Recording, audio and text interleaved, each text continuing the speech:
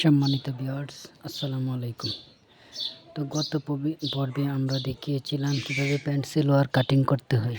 আজকের পর্বে আমরা দেখাবো কিভাবে পেন্সিল ওয়ার সেলাই করতে হয়। প্রথমে দেখুন, আমরা উপরের পার্ট এবং নিচের পার্ট দুটো পার্ট একত্রে করে বাঁ পার্ট দুটো ভিতরে রাখলাম।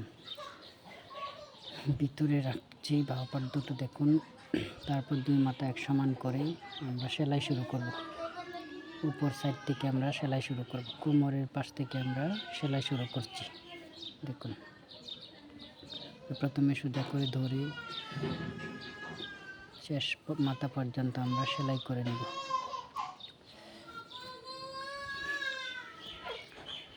তো দেখুন, হয়ে গেল, সেলাই কমপ্লিট।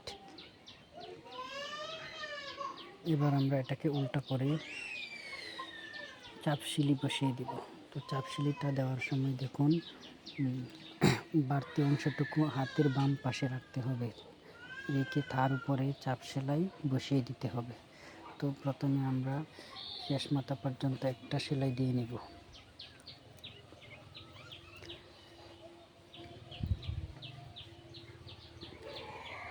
দেখুন, শেষ মাথা পর্যন্ত সেলাই করে নিলাম। তারপর অনেকটা বাকি।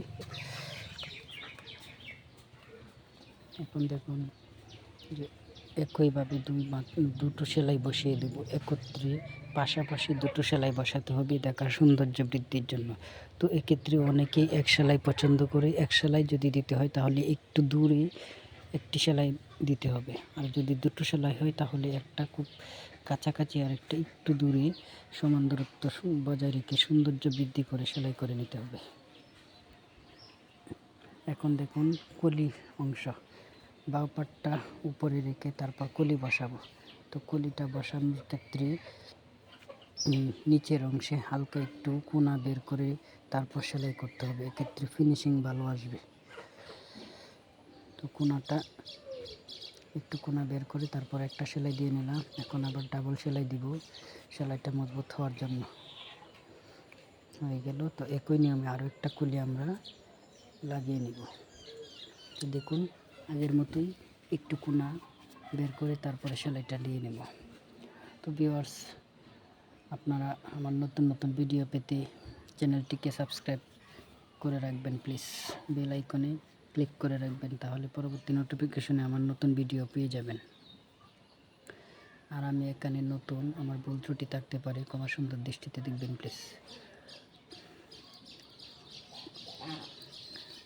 তো এখন দেখুন, বাঁ পাট উল্টা পাট একত্রে রেখে দুটো বাঁ পাট ভিতরে রেখে দুই কোনা এক সমান করে আমরা সেলাই দিয়ে নেব। কোমরের অংশ আমরা সেলাই করে নিচ্ছি। তো দেখুন, কোমরের অংশটুকু কীভাবে সেলাই করতে হয়, কলি সহকারে কীভাবে সেলাই করতে হয় একটু খেয়াল করে দেখুন। ভিডিওটা স্কিপ করে দেখবেন না, তাহলে বুঝতে অসুবিধা হবে। তো দেখুন, আমরা নখ দিয়ে মিলিয়ে নিব, কোনাটা ফিনিশিং দিয়ে ভিতরের অংশটা ভিতরে রেখে তারপর একটার উপর একটা পার্ট রেখে তারপর টান করে সেলাই করে দিব। তো এক্ষেত্রে এখানেও দেখবেন একটু কোনা হালকা বের হয়ে আছে, না হলে সেলাই ভালো ফিনিশিং আসবে না। দেখুন, হালকা একটু কোনা আসবে। তো এখন আবার ডাবল সেলাই দিয়ে নিব।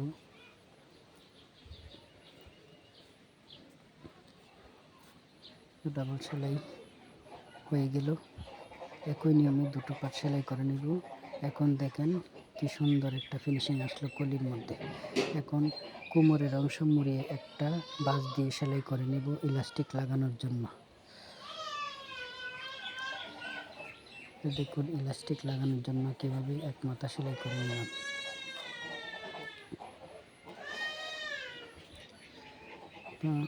তারপর ইলাস্টিক লাগাতে হবে। তো ইলাস্টিক লাগানোর সময় খেয়াল রাখতে হবে, যদি বডি 20-এর উপরে হয় তাহলে 24 ইঞ্চি বা তার একটু বেশি হলে 25-26 এইভাবে ধাপে ধাপে ইলাস্টিক লাগাতে হবে। তো এক্ষেত্রে আমাদের কোমর হচ্ছে 38 ইঞ্চি, এর জন্য 23 ইঞ্চি ইলাস্টিক আমরা কেটে নিলাম।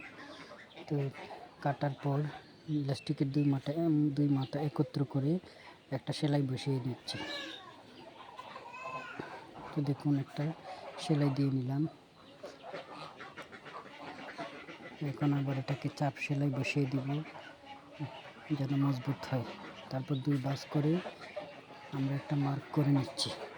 এখন আবার 4 ভাঁজ করে নেব, তাতে আমরা মার্ক করে নেব। টোটাল 4টি মার্কিং হবে।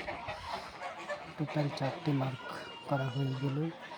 তো 4 মার্ক করার পর কোমরের অংশে দেখুন, কোমরের অংশের মধ্যে দেখতে পাচ্ছি আমরা 4টি ভাঁজ আছে, 4টি ভাঁজে 4টি সেলাই আছে। তো 4টি ভাঁজে 4টি সেলাইয়ের উপর 4টি মার্কিং করা 4টি মার্ক বসিয়ে তারপর সেলাই দিয়ে প্রথমে আটকাতে হবে। দেখুন কীভাবে সেলাই দিয়ে আটকানো হয়। তো আটকানোর সময় খেয়াল রাখবেন ইলাস্টিক যেন উল্টে না যায়। ইলাস্টিক উল্টে গেলে কিন্তু আবার সেলাই করতে হবে। তো এই ক্ষেত্রে একটু খেয়াল রাখবেন। 4টি বাজে 4টি অংশ মার্কিং অংশ রেখে তারপর চাপ সেলাই বসিয়ে দিলাম। এবার দেখুন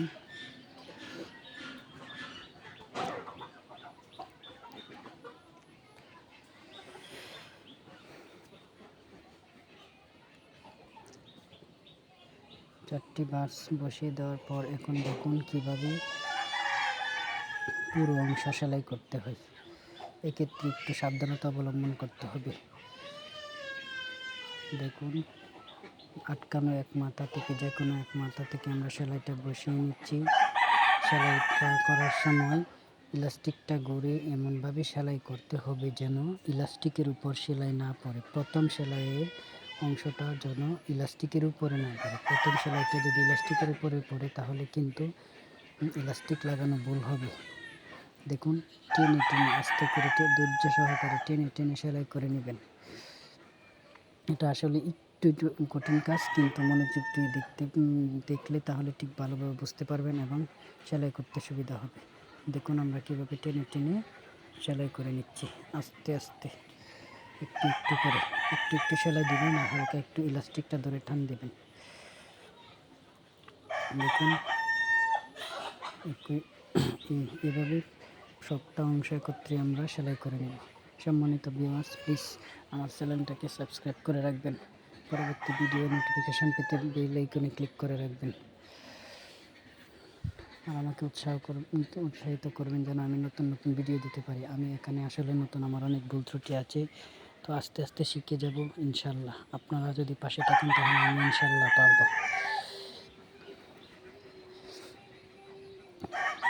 তো হয়ে গেল কমপ্লিট সেলাই করা। এবার ঠিক মাঝ বরাবর একটা চাপ সেলাই বসাতে হবে। তো এখানে খেয়াল রাখতে হবে যে কোনো আটকানো এক মাথা থেকে আমরা সেলাই শুরু করব। তো আরেকটা আটকানো অংশ থেকে এক মাথা থেকে শুরু করে আরেকটা আটকানো অংশের মধ্যে ধরে বাকি কাপড়টুকু সমানভাবে আমরা মিলিয়ে নেব। সমানভাবে মিলিয়ে নিয়ে দুপাশে হাত দিয়ে টান দিয়ে ধরে তারপর সেলাই করে নিতে হবে। এক্ষেত্রে খেয়াল রাখতে হবে যেন পুরো টানে আসে। যদি পুরো টানে না আসে তাহলে কোমরে টাইট হতে পারে, টাইট হওয়ার সম্ভাবনা। দুই পাশে হাত ধরে টান টান করে সেলাই করতে হবে।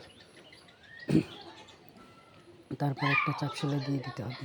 তো এক্ষেত্রে অনেকে দুটো চাপ সেলাইও দেয়, তো আপনার ইচ্ছা অনুযায়ী। তো আমি এখানে একটা সেলাই দিলাম, একটা সেলাই দিলেই সাধারণত হয়ে যায়। দুটো সেলাই দিলে যেমন একটু দেখতে ভালো লাগে আর কি। সম্মানিত ভিউয়ার্স, আমার অনেক ভুল ত্রুটি থাকতে পারে, ক্ষমা সুন্দর দৃষ্টিতে দেখবেন। আমার চ্যানেলটাকে প্লিজ লাইক, কমেন্ট, শেয়ার ও সাবস্ক্রাইব করে পাশে থাকবেন। তো আসসালামু আলাইকুম, আজ এ পর্যন্তই। সবাই ভালো থাকবেন।